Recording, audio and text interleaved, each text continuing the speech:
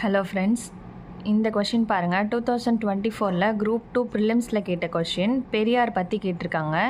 ஈவேரா பற்றி கால வரிசைப்படி பின்வரும் நிகழ்வுகளை ஒழுங்கமைக்குவோம். அவர் நீதி கட்சியின் தலைவர் ஆனார். அவர் காங்கிரஸில் சேர்ந்தார்.